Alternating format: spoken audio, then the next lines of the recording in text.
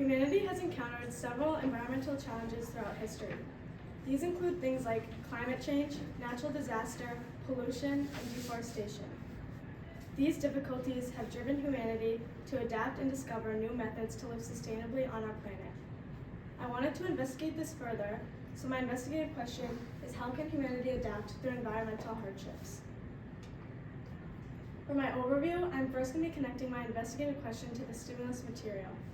I'm then going to be using other research that I used to show other perspectives in modern times.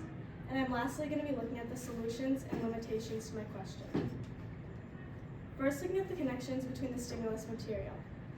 One being urban evolution, how species adapt to survive in cities, and the other being resilience among Haitian survivors of the 2010 earthquake. The first artifact I showed is one of the best examples of urban evolution in the peppered moth shown there. Their coloration darkened in the 19th century due to coal pollution. In a famous 1955 paper, British geneticist Bernard Kettlewell presented evidence that this was a case of natural selection in which darkness helped the moths evade bird predation as they rested on sooty tree trunks. This shows the evolution of moths and how the environmental hardship of coal pollution ended up being beneficial for them. This article can also come into terms with humanity. As people continue to affect the environment through pollution, urbanization, and other activities, natural selection may play an essential part in defining the path of development of humanity. This could also end up in adaptations such as changes in behavior, shape, or physiology. This helps not only animals but humans to cope with environmental struggles. The next artifact I'm going to look through is the resilience among Haitian survivors of the 2010 earthquake. This article discusses the viewpoints of these earthquake survivors, emphasizing their coping methods and techniques that enable them to survive the disaster's aftermath. Two main topics that the study highlighted were the need for social support and community resilience.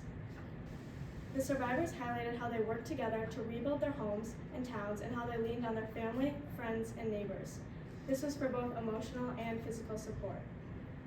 From the inside of the Haitian story, it is shown that establishing resilient communities and strong social networks tends to help individuals in adjusting to environmental challenges. While the specific obstacles dealing with the Haitian survivors may differ from those facing other environmental disasters, what they've learned from their experience can provide valuable insight into how mankind can respond to and overcome hardships in the face of environmental struggle.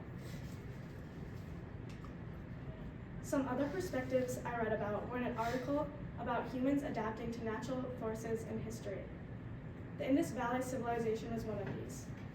This existed in modern-day Pakistan and India from 2600 BCE to 1900 BCE. This civilization had to deal with a variety of environmental issues. This included floods, droughts, and earthquakes. They, however, responded to their hardships not only socially, but by using technological advancements and urban design. The civilization was able to adapt and survive in this hard climate for several centuries because of the innovative solutions. In modern times, humans are still adapting to environmental hardships and finding new ways to adapt. Humans have evolved a variety of technology and social structures that help them in adjusting to environmental problems in modern times. For example, in response to growing concern about climate change, there has been a higher priority on generating renewable energy sources and improving efficiency in buildings and transportation. In addition, as seen in the reaction to more recent natural disasters, such as Hurricane Katrina and the 2011 tsunami in Japan, there has been a stronger focus on developing resilient communities and strengthening disaster preparedness so that the impacts aren't as heavy in the future. This leads me into my solution. Humanity can adapt to these, firstly, by learning from the past. We've seen this in artifacts like the Haitian survivors of the earthquake and the Indus Valley Civilization. We can learn to have social support, community resilience, and respond technologically, because this has helped in past times and can also translate into modern times.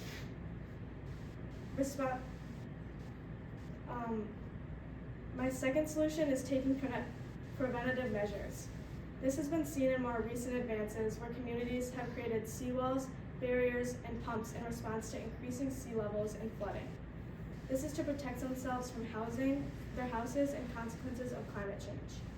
And lastly, creating new methods of adaptation. This is different for every hardship and requires readiness to welcome innovation and new ways of thinking in case of disaster, since everyone is different. There are some limitations to these solutions because environmental hardships are very unexpected and unpredictable. Sometimes there is no real way of preparing for these hardships. Even with the preventative measures, disaster can be inevitable. Each case is different when it comes to environmental struggles, so the best thing to do is to try to learn, prevent, and be as ready as possible.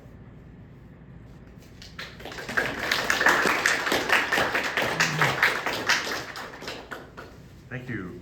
A couple of questions. What evidence did you gather that you didn't include, and why did you decide not to include it? I have collected information about early Africans and their adaptation by adopting new hunting methods for efficiency. I realized that this adaptation was not due to any environmental hardships, therefore it was not between the lines of my research and questions, so it was unnecessary. Thank you. What additional questions emerged from your research, and why are they important? An additional question that emerged from my research was if there was any way to predict environmental hardships. This question was important in relation to my research because it would provide additional information to my solution and almost eliminate the limitations that came along with those. Okay, thank you. All right, another round of applause.